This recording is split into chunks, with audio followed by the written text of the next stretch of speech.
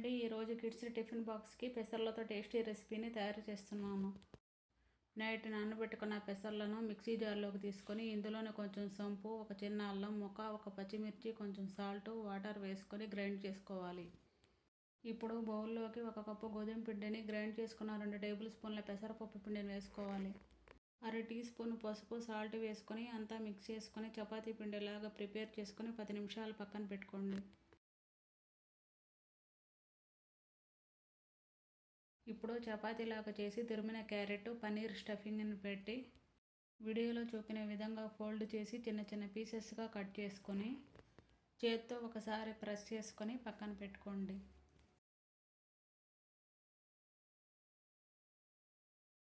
ఇప్పుడు పెనం మీద 1 స్పూన్ నెయ్యి వేసుకొని కాల్చుకుంటే మినీ మూంగ్ బైట్స్ రెడీ.